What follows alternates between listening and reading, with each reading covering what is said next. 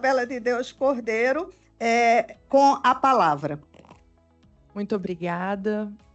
Minha satisfação, doutor Humberto, doutora Jussara e demais membros do Conselho Nacional de Ouvidores do Ministério Público, em poder compartilhar com os senhores um pouquinho das minhas reflexões acerca desse tema que vem permeando a minha vida já há algum tempo, desde 2013, quando era ainda dirigente do Centro de Apoio de Meio Ambiente, e o Com Calma, na época, hoje através da Abrampa e do GNDH, né, que reuniam os dirigentes de Centros de Apoio de Meio Ambiente, elegeram a Política Nacional de Resíduos Sólidos como uma meta estratégica nacional. E, naquela ocasião, nós, então, assinamos termos de ajustamento de conduta com os 78 municípios que integram o Estado do Espírito Santo, voltados à implementação da Política Nacional de Resíduos Sólidos e à eliminação dos nossos lixões. Mas antes, o tema que eu gostaria de trazer à reflexão aos senhores diz respeito ao Fórum Capixaba de Resíduos Sólidos, espaço de construção democrática na afirmação do Ministério Público como ombudsman de políticas públicas e sua interface com a ouvidoria, com as ouvidorias. Bem, a gente, de certa forma, eu acho que eu gostaria de dividir a minha fala em dois momentos. Um primeiro momento é um embasamento um pouco teórico, mas que eu vejo como fundamental para que a gente possa alcançar algumas premissas que vão orientar a construção do fórum temático, que é a proposta por excelência dessa palestra. E quando eu falo fórum temático, é o fórum temático em políticas públicas. Hoje, traduzido aqui no Fórum Temático de Resíduos Sólidos. Atualmente, na sociedade, a gente percebe uma grande dificuldade, uma impossibilidade mesmo de identificar uma verdade única, de natureza ontológica ou de caráter absoluto, que possa nos apoiar, nos auxiliar em relação à concretização de políticas públicas. Esse desafio a que o Ministério Público é chamado dioturnamente na qualidade de indutor, fomentar a sua concretização, ele se mostra hoje cada vez mais complexo.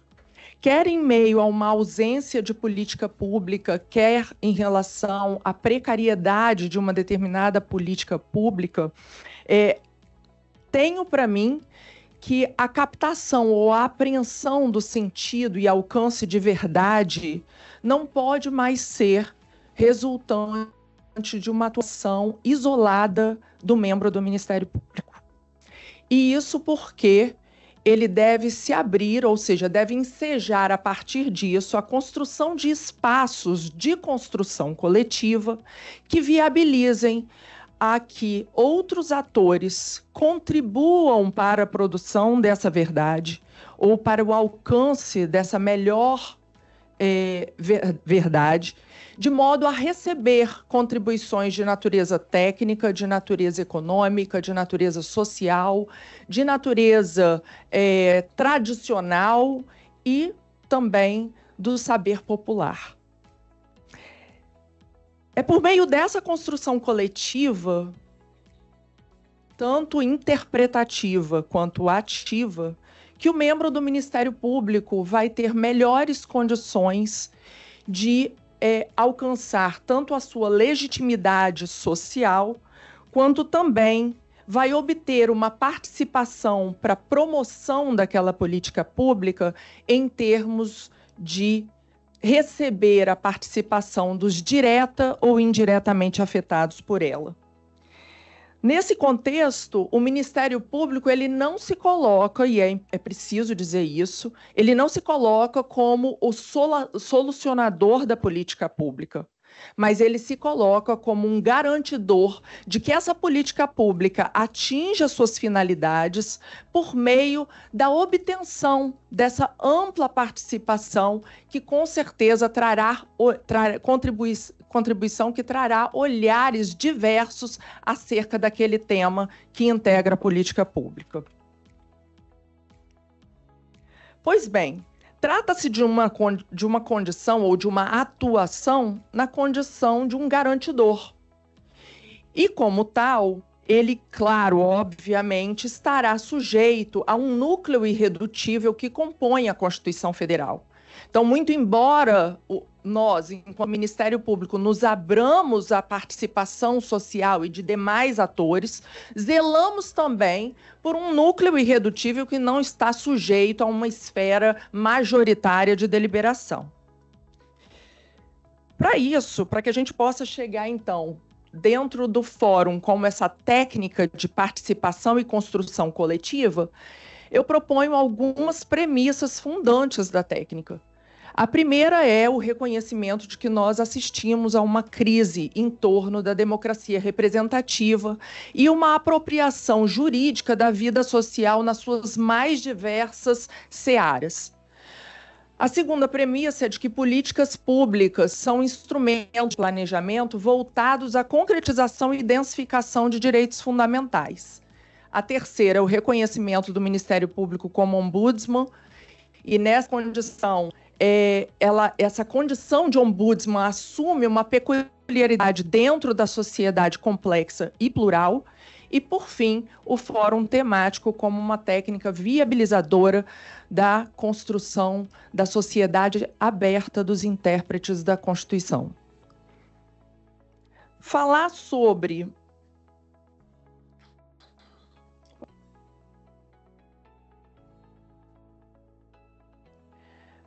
a crise da democracia representativa nos remete ao reconhecimento de que uma determinada categoria permeia todo o desenvolvimento das civilizações. E essa categoria diz respeito à categoria de luta social. As lutas sociais permeiam desde o momento em que ainda o poder político estava centrado na figura do rei e que somente com muita luta e muita luta mesmo, nós tivemos condições de deslocá-la para fazer do povo o titular desse poder político.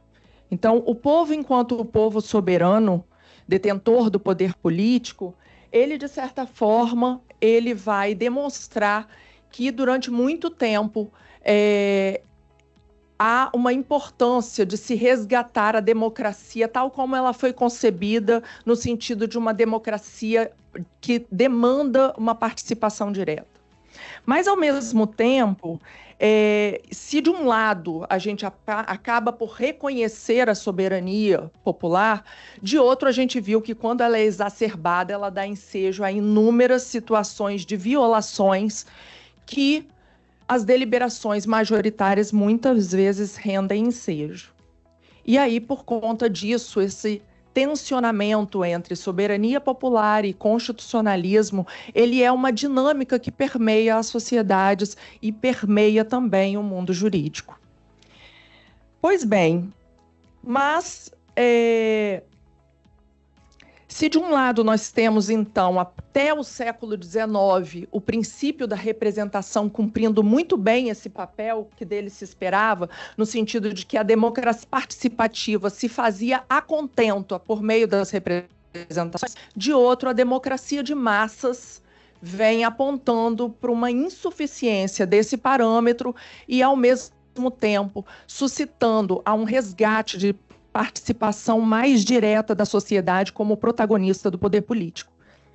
E aí, uma primeira situação que a gente precisa rever consiste nesse tensionamento entre soberania popular e constitucionalismo para ressignificá-lo no sentido de que haja uma situação de um equilíbrio, porque elas duas compõem a mesma face de uma mesma moeda e podem se contribuir no sentido da formação de uma cidadania universalizada. Se a representação era suficiente, então o advento da democracia de massas, especialmente a partir da captação da sociedade cidadã a partir da tecnologia 4.0, vem colocando isso bastante em xeque. Mas eu gostaria, então, de fazer uma abordagem sobre a participação efetiva, que é um dos 5 elementos que Robert Dahl identifica como sendo fundamentais ou essenciais ao exercício democrático.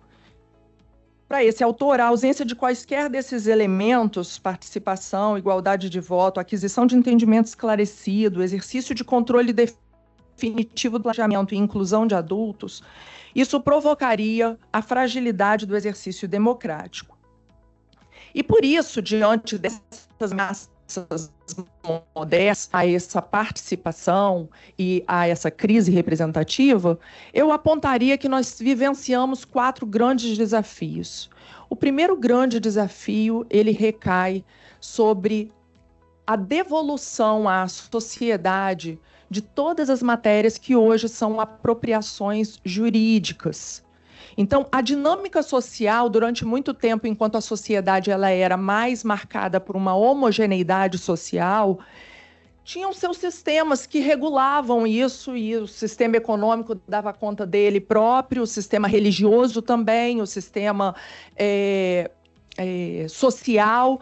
No entanto, a complexidade da democracia faz com que todos esses temas ou todas essas abordagens sejam, de certa forma, apropriadas no âmbito da hermenêutica constitucional. E essa hermenêutica constitucional é que precisa contar com a participação dos direto ou indiretamente afetados por ela. E aí, por que a gente fala, então, em políticas públicas? Mas antes, um pouco de falar sobre políticas públicas. O segundo desafio, ou seja, o primeiro, é devolver à participação popular a ampla possibilidade de que ela seja, sim, um protagonista dentro das soluções para os problemas coletivos. O segundo desafio é a reclamação por um Estado que seja capaz de dar essas respostas. Então, quando a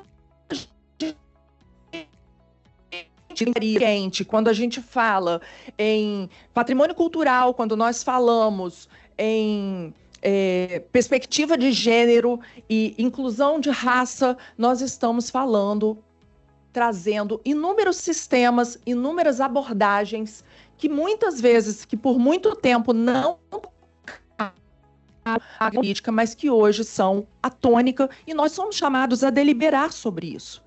Mas temos que ter em perspectiva de que essa deliberação não pode vir exclusivamente do membro do Ministério Público.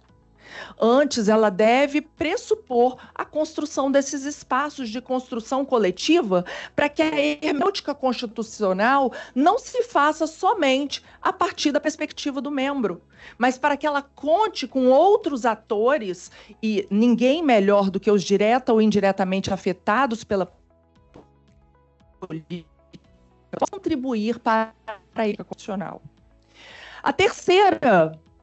O terceiro grande desafio da pós-modernidade democrática diz respeito à compreensão de que as instituições democráticas, como instituições que são responsáveis pela estabilização da democracia, e o Ministério Público tem isso por natureza, por tarefa constitucional, se colocar em favor da democracia, as instituições precisam manter um canal de diálogo permanente com a sociedade. E esse diálogo permanente, nós vamos tocar nesse ponto um pouquinho mais adiante, do porquê, então, a escolha da categoria da política pública. Você está falando, então, de um diálogo permanente em hermenêutica constitucional, mas de que forma isso vai acontecer se a gente está todo dia deliberando sobre casos específicos, ainda que sob a natureza de direitos difusos e coletivos? Vejamos lá. Por último, o quarto grande desafio da atual modernidade recai sobre um desafio muito específico de países de capitalismo periférico ou de capitalismo tardio. E ele diz respeito à necessidade e à importância da redução das desigualdades sociais. Nosso país é marcado por grandes níveis de desigualdades sociais. Tommaso Piketty, que é um economista francês, ele sinaliza que países onde estão presentes grandes níveis de desigualdades sociais, têm probabilidades de fazer com que sua democracia rua, tenha uma democracia frágil. E por que isso? Porque a democracia é um regime que tem por base a responsividade e o reconhecimento da igualdade material e formal entre as pessoas. E se essa igualdade não se verifica na prática, no exercício dos direitos, esse regime democrático, ele passa a não fazer muito sentido, pelo menos para a maior parte da população. Esse resgate democrático, ele é fundamental de acontecer. E esse resgate democrático passa, primeiramente, pela incorporação das pessoas que são ou não são atingidas pelas políticas públicas para a qual elas figuram como destinatárias. Desse último desafio, que é o desafio em relação à redução das desigualdades sociais, existe ainda uma segunda consequência, que é o seguinte: o reconhecimento de que países com grandes níveis de desigualdades sociais promovem uma instrumentalização econômica e política da Constituição Federal para alguns e prejudicam a que o sentimento constitucional seja partilhado por todas as pessoas. O sentimento constitucional, ou seja, tornar a Constituição significativa e significante para a vida de todos, é tarefa do Ministério Público. Pois bem, diante de todos esses desafios, 2 estándares interpretativos da hermenêutica constitucional são por nós propostos. O primeiro estândar interpretativo: a construção de uma sociedade livre, justa e solidária. E o porquê desse estándar interpretativo, se ele integra um dos objetivos da República Federativa no Brasil, juntamente com outros 3 incisos, inclusive o de eliminar qualquer forma de discriminação, promovendo o bem-estar de todos. Porque, na verdade, todos os outros 3 podem ser sintetizados dentro da Constituição solidária, que reconhece a isonomia entre as pessoas, formal e igualdade e material, e, ao mesmo tempo, está atenta ao caráter plural da sociedade que orienta a moderna democracia. Mas, além desse estándar interpretativo, um outro que é seu corolário consiste na promoção da maior incorporação da hermenêutica constitucional entre as instituições responsáveis por pela estabilização democrática, ou seja, entre as instituições democráticas, das quais o Ministério Público é um exemplo. E por que a introdução da hermenêutica constitucional? O que você está propondo? Você está propondo que nós agora nós fazemos a interpretação da Constituição todos os dias, desde a hora que nós acordamos até a hora que vamos dormir, nós sinalizamos o cumprimento ou não da Constituição. Todos nós, não só o Ministério Público, mas todos, enquanto cidadãos, vivemos a Constituição diariamente, tenhamos ou não tenhamos consciência disso. E o fato é que a Constituição Federal, obviamente, não se está propondo que a última palavra seja de todas as instituições. Não, para isso existe o Poder Judiciário, ele tem a vocação por excelência para dizer ou interpretar a Constituição em última análise.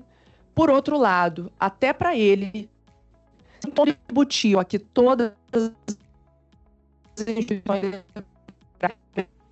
por meio dessa aproximação com a população ou com os direto ou indiretamente afetados pelas políticas públicas. E aí, isso ganha alguma repercussão no âmbito das políticas públicas quando a gente tem em perspectiva de que... Deixa eu só passar.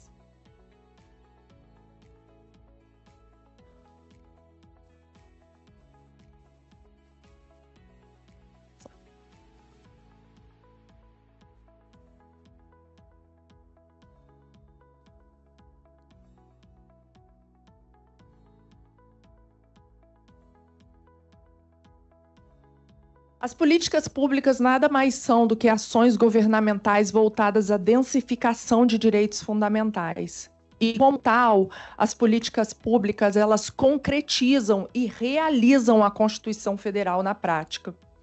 Então, por isso, a eleição dessa categoria como a categoria que vai orientar a identificação de fóruns, a interlocução entre o Ministério Público e a sociedade civil. Muitas vezes nós temos uma certa tendência a achar que, porque somos instituições democráticas, temos melhores saberes técnicos do que o próprio povo. É claro que temos conhecimentos técnicos, mas a apropriação do saber não a apropriação do saber tem que ser compartilhado. Nós assimilamos que podemos muito contribuir com aspectos técnicos jurídicos, mas muito pouco em relação a como vive o quilombola, que desafios ele enfrenta. Quem melhor do que a população LGBTQIA+, para dizer o que é melhor para si? Quais são as prioridades dessa política? Não pode ser uma pretensão demais de nossa parte. As políticas públicas, elas então, nós, do ponto de vista da Carta Constitucional, somos responsáveis por zelar pela efetividade dos serviços públicos e dos direitos assegurados na Constituição.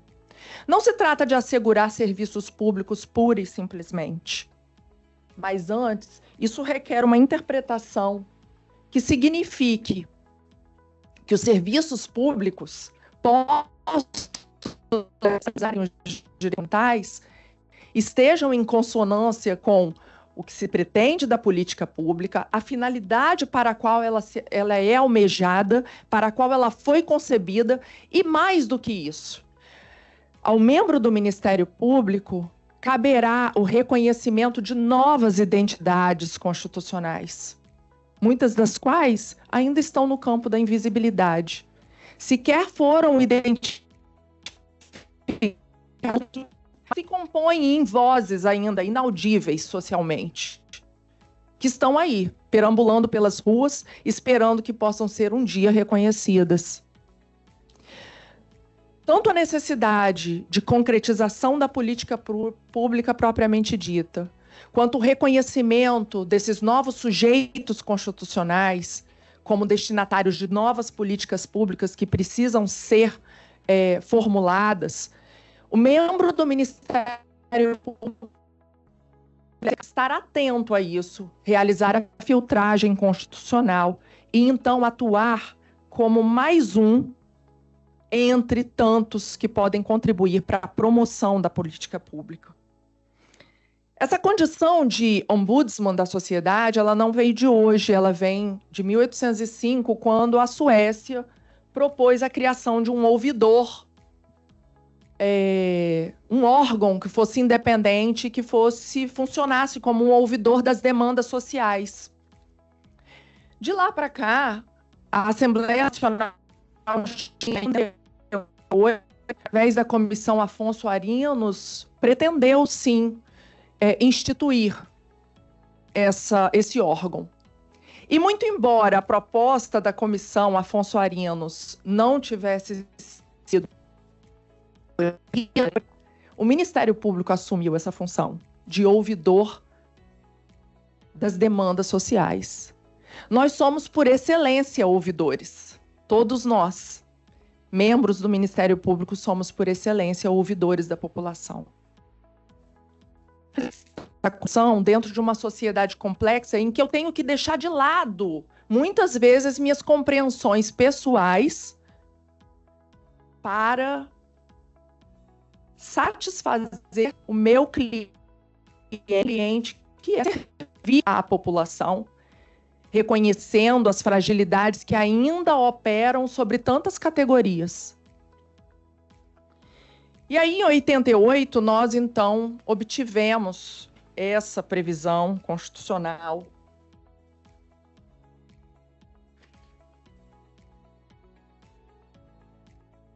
essa função.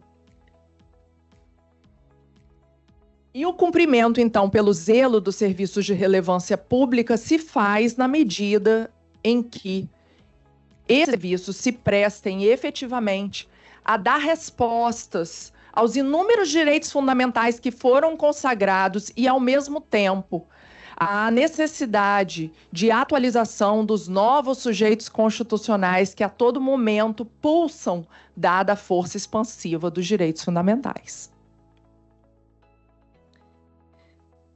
É dentro dessa perspectiva que a função de Ministério Público faz com que todos nós, nessa condição, componhamos uma estrutura de poder de Estado.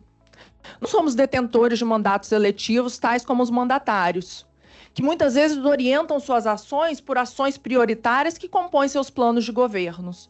Mas somos, sim, representantes e autoridades e agentes políticos na medida em que fomos investidos da Constituição Federal, pela Constituição Federal, e para de tudo aquilo que a Constituição e, consequentemente, das políticas públicas. E aqui eu gostaria de chamar a atenção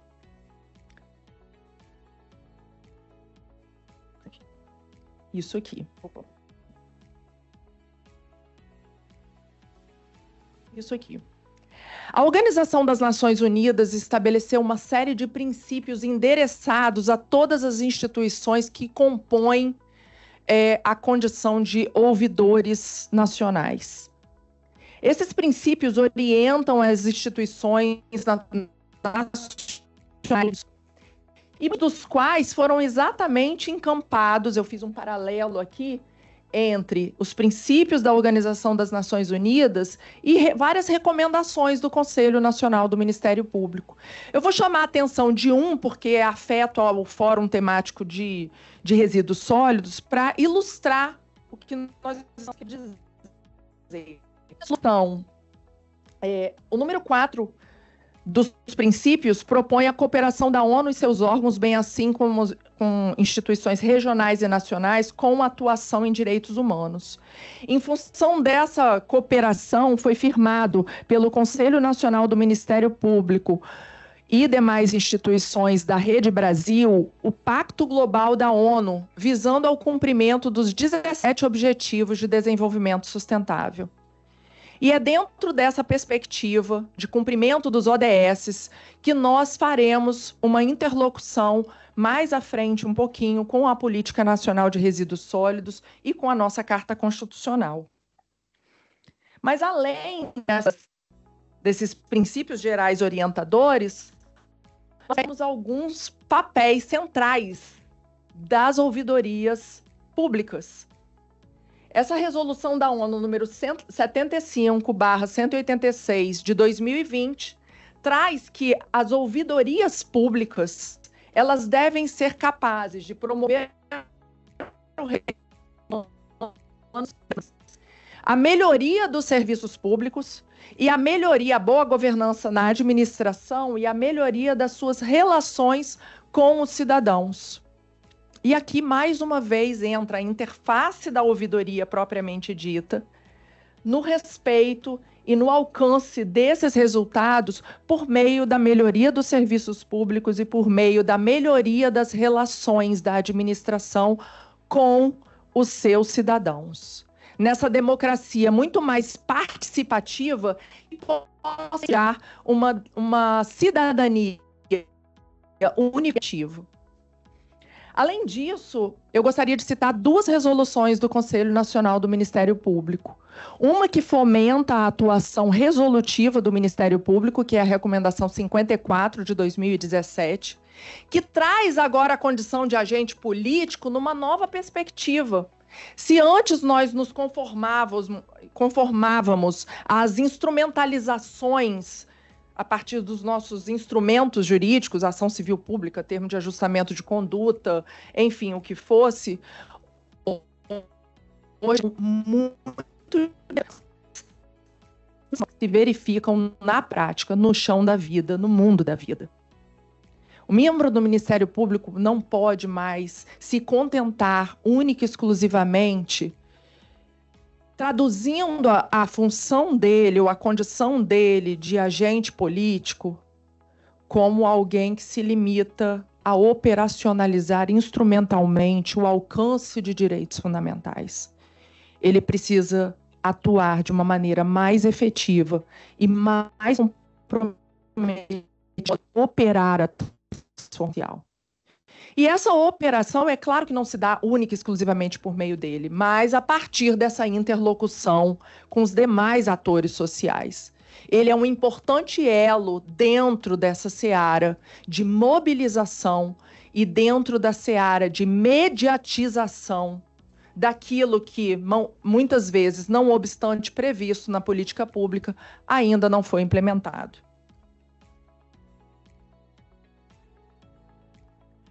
E aí o papel do Ministério Público, então, ele passa a reunir. E aí vocês vão poder dizer assim, mas a gente já não faz isso quando a gente trabalha, por exemplo, numa audiência pública? Quando a gente trabalha, por exemplo, vai defender um projeto de lei de importância nos órgãos legislativos? Nós fazemos isso, mas fazemos pontualmente, não fazemos permanentemente. As escolhas de permanência, e aí, novamente, isso tangencia o fórum, os fóruns permanentes de interlocução entre o Ministério Público e a sociedade civil, têm o objetivo máximo de alcançar o quê? Uma apropriação de conhecimento de outros sistemas, recai sobre outras searas. Na tutela ambiental, por exemplo, são aspectos técnicos que diuturnamente nós precisamos deles e temos aí inúmeras instituições acadêmicas à disposição para contribuir para essa grande construção coletiva. No âmbito da perspectiva de gênero, trazer para esses fóruns permanentes os movimentos sociais. Ninguém melhor do que eles. São os direitos fundamentais. São os direitos fundamentais que precisam ser garantidos e de que forma precisam ser garantidos. Se há uma suficiência ou uma insuficiência da política pública tal como ela foi concebida. O Ministério Público, então, ele deve fomentar para que outras instituições sociais e políticas incorporem essa participação em caráter permanente. Nós já estamos aí diante de orçamentos participativos, mas tudo isso dá ocasião a uma subcidadania. Uma cidadania em que o cidadão ainda se percebe fora da construção. Uma cidadania em que o cidadão se coloca como que esperando o salvador da pátria, seja ele o Ministério Público, seja ele o órgão executivo, seja ele o legislativo, quando, na verdade, o que nós precisamos caminhar para uma cidadania universalizada, emancipatória, que garanta que o nosso cidadão saia daquele estado de se ver como do projeto político constitucional de que ele faz parte. Viabilizar um compartilhamento dos fundamentos da nossa atuação, porque essa troca ela é tão produtiva que quando nós nos colocamos à disposição de compartilhar o nosso conhecimento técnico, a tensão entre soberania e constitucionalismo, ela se torna mais tênue. O envolvimento e a identificação do que compõe o núcleo duro e irredutível para os cidadãos leigos. E esse diálogo profícuo leva a um estado de amadurecimento cívico fundamental para o qual nós fomos concebidos. não para nos contentarmos com uma cidadania subcidadã, mas para impulsionarmos a que todos os cidadãos sejam capazes de cumprir fielmente os propósitos estabelecidos lá na Carta Constitucional. E para que as nossas políticas públicas também, muitas das quais são desvirtuadas porque são concebidas em espaços dos quais sequer a população direta ou indiretamente afetada por elas teve condições de deliberar.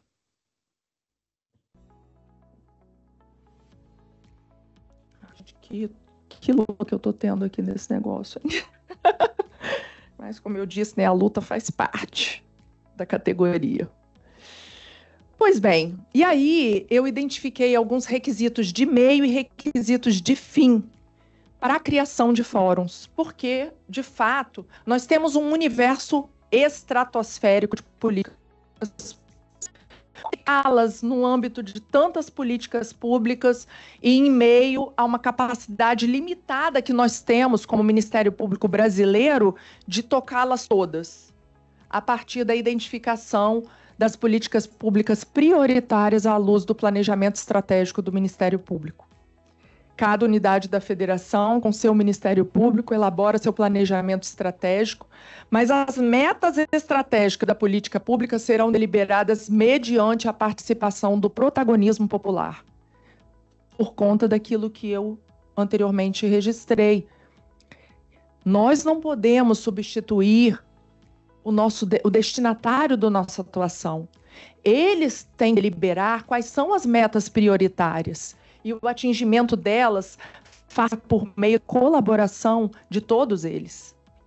Deliberar as metas estratégicas à luz do protagonismo popular, elaborar o respectivo plano geral de atuação, executar o plano geral de atuação a partir de reuniões periódicas da plenária e das comissões instituídas. Estruturar a composição organizacional, prevendo a participação do coordenador, do subcoordenador, do dirigente do Centro de Apoio Operacional, que compõe a estrutura organizacional dos centros do Ministério Público, além também da questão natural. E aí, mais uma vez, eu gostaria de destacar um aspecto. Essa sociedade complexa e plural tem feito com que nós não tenhamos condições de sermos muito bons em tudo que fazemos. Esse é um grande desafio do Ministério Público. Nós temos comarcas únicas, nós temos comarcas especializadas e mesmo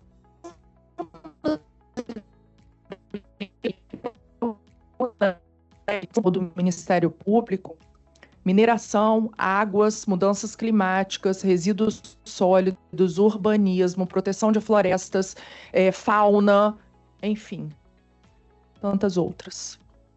Saneamento. O que esperar de uma pessoa? Nós não somos juízes Hércules. Não somos. E precisamos reconhecer isso. Então, a maneira de resolver ou de podermos evoluir nessas pautas não é mais agindo individualmente como ilhas, mas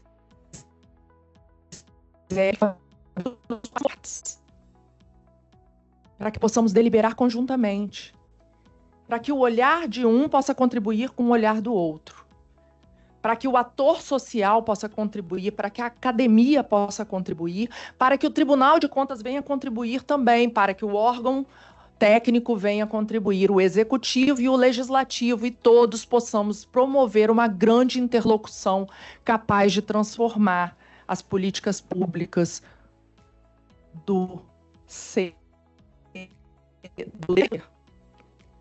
ideal para o real.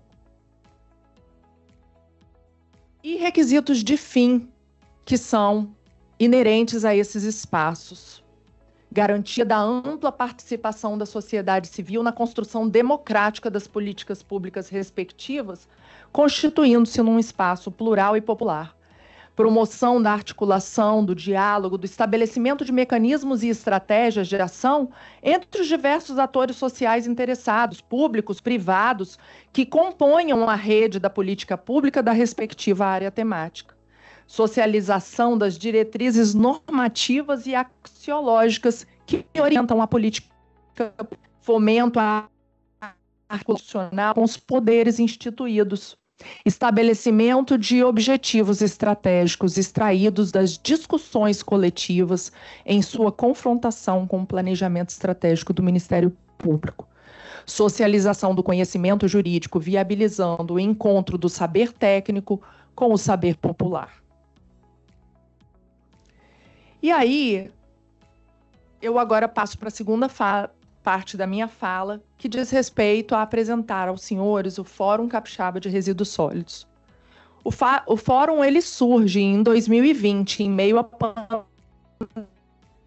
de catadores nos procuraram, dizendo dos grandes retrocessos que estavam tendo em função da pandemia e em função de que estavam sendo negados a eles a possibilidade de realizarem o recolhimento dos resíduos sólidos recicláveis, para os quais alguns já estavam, inclusive, contratados pelo Poder Público Municipal.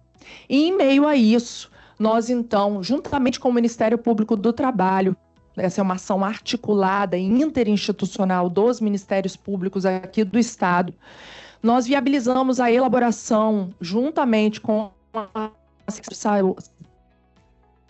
de atuação destinado a garantir a participação deles e o exercício no recolhimento dos resíduos sólidos recicláveis.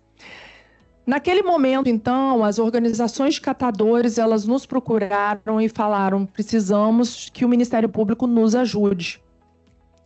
Nós, então, entramos com um projeto dentro do Ministério Público aqui do Estado, apresentamos um projeto de constituição desse Fórum Capixaba de Resíduos Sólidos. O fórum hoje ele é pelos órgãos públicos municipais dos 78 municípios, pelos órgãos estaduais.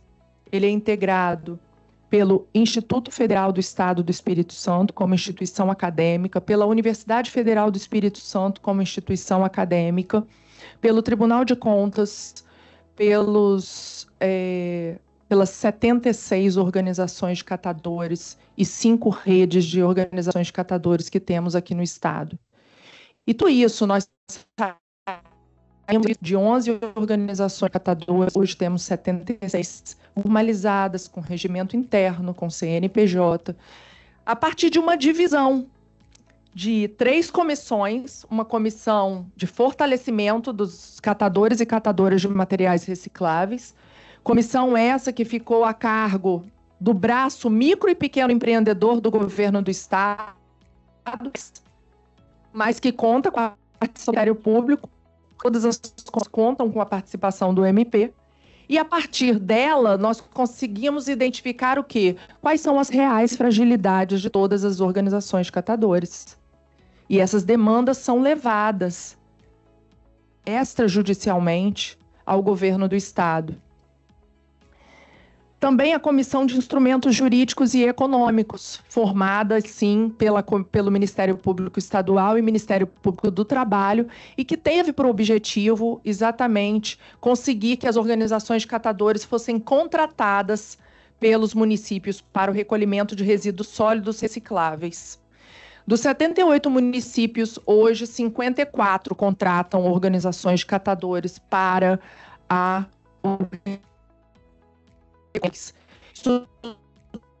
inclusão social, socioprodutiva, e isso trouxe dignidade para essas pessoas. Eu vou dar como exemplo, ilustrar o exemplo da minha associação, eu falo minha porque é do meu município, do município perante o qual eu atuo, Viana. Esse município, quando eu cheguei lá em 2016, os catadores recebiam menos de meio salário mínimo. Uma vulnerabilidade social, de completa invisibilidade. Hoje, cada catador recebe R$ 4.500. Algumas pessoas da prefeitura até brincam: eu quero ser catador, mas agora não pode, porque não era catador, nunca foi catador. Porque nós temos aí a grande possibilidade, não a atuação exclusiva do Ministério Público, nem do Ministério Público do Trabalho, é uma atuação coletiva, que se faz com a presença deles, com a participação direta deles. Finalmente, a Comissão de Logística Reversa, que é uma comissão que também foi deliberada à luz dos nossos grandes desafios, porque cada política pública vai ensejar os seus respectivos desafios e cada unidade da federação, com suas peculiaridades, vai ensejar a criação de uma determinada comissão ou de uma organização sui generis à luz dos seus desafios.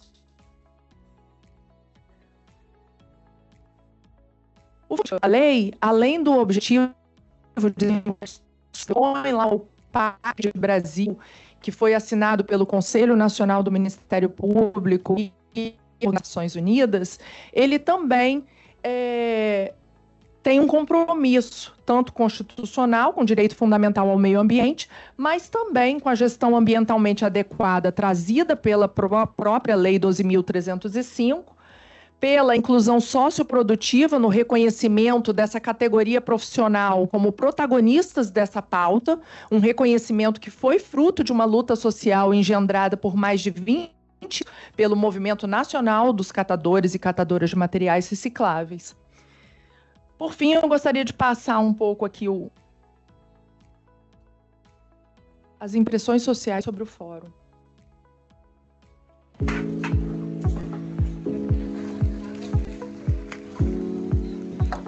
O processo na associação se dá da seguinte forma: o material chega na associação através de caminhão, ou a comunidade traz, passa pelo processo de triagem, seguido da prensagem, depois a gente pesa e estofa para a comercialização, que se dá praticamente uma vez por semana.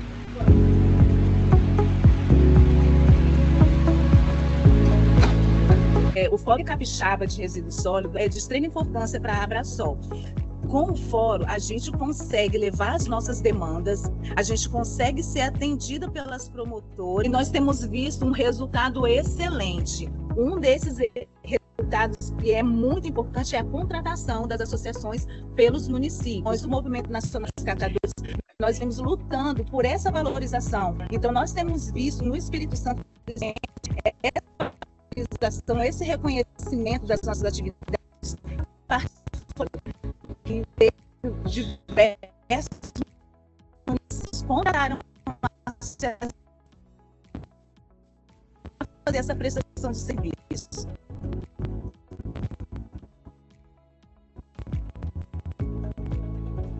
Oi, pessoal, meu nome é Lúcio, né? Sou presidente da rede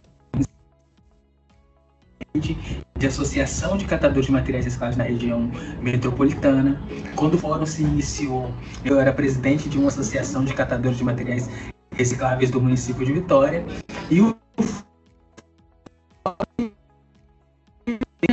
para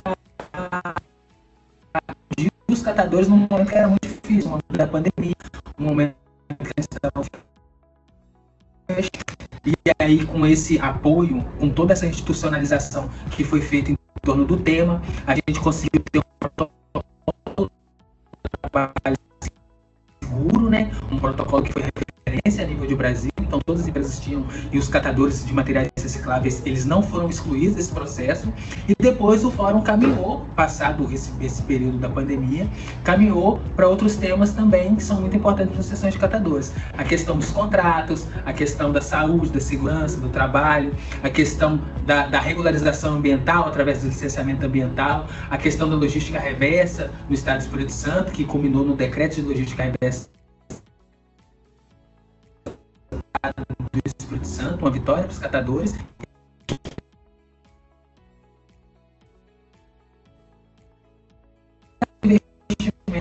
Nas associações de catadores, a gente tem trabalhado para o fortalecimento das associações junto com o governo do estado, o Ministério Público Estadual, o Ministério Público do Trabalho e as redes e as organizações de catadores de materiais recicláveis, para que haja esse empoderamento dos catadores, para que haja aumento na renda e para que haja trabalho digno deles também.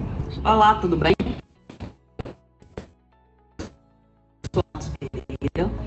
Fui presidente da ASMUC por 6 anos ASMU, que é uma associação de catadores de materiais recicláveis do município de Mucurici, hoje referência no estado. Hoje estou também como presidente da Rede Norte, que é composta por 20 municípios, 20 associações, e vim falar da importância do fórum em nossas vidas de catadores.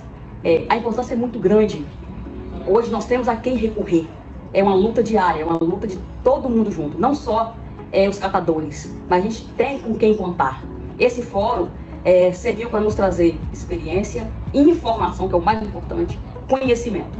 Catador que tem informação, ele não é passado para trás. Essa é a verdade e a realidade. E esse fórum nos trouxe. E eu gostaria de agradecer, mais uma vez, todas as lutas e conquistas que a gente acompanhando e ganhando ao longo do tempo. Obrigada.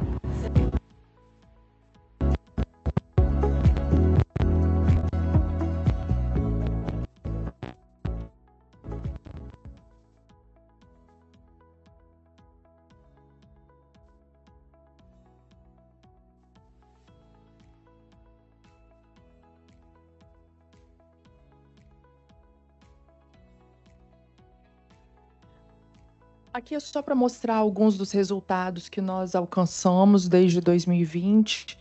Nós temos 100% das associações com CNPJ, 92% com regimento interno, 96% com conselho fiscal, 63% já alcançaram suas licenças ambientais válidas, 84% coleta seletiva implantada, 74% com contrato, sendo que desses 74%, 50% com novos termos de referência, em que elas são contratadas não só para o recolhimento do resíduo sólido reciclável, mas também para a promoção da educação ambiental e também para a triagem pelo exercício, como forma de pagamento por serviços ambientais prestados. Nossa. Os decretos nós obtivemos, a participação do fórum também, por meio, esses decretos, eles contaram com a participação da academia na sua produção, foram levados ao conhecimento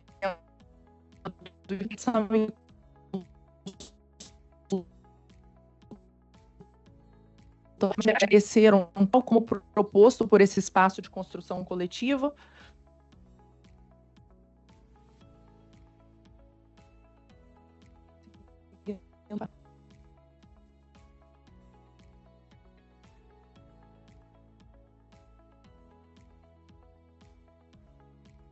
Você consegue passar daí, Davidson?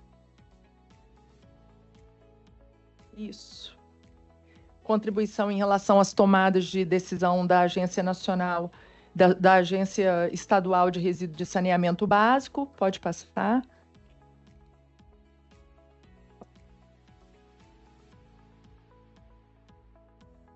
Então, o fórum temático se configura como uma técnica de instrumentalização da democracia popular para uma atuação extrajudicial do Ministério Público como ombudsman de políticas públicas e como técnica de instrumentalização, compreendendo o conjunto de métodos e processos hábeis a instrumentalizar a democracia nas sociedades complexas. Garante a ampla participação popular, e aí você não precisa estar inserido dentro de um contexto de movimento social, é o indivíduo, se ele quer fazer parte dessa construção, ele vai ter a oportunidade de participar, e com foco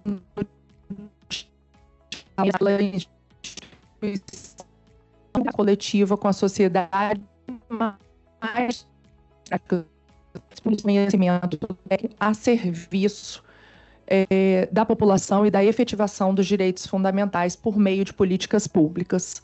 Era isso que eu queria dizer. Gostaria de agradecer mais uma vez a oportunidade, me colocar à disposição e mais uma vez agradecer a doutora Humberto pelo gentil convite a mim formulado, doutora Jussara também, e dizer da nossa alegria de recebê-los todos aqui no nosso estado, um estado que eu espero acolha os senhores com muito carinho e os deixem muito à vontade e que vocês retornem mais vezes também para conhecer as nossas belezas, porque não somos só trabalho, né? Temos muitas belezas naturais aqui, dignas de ser. Obrigada.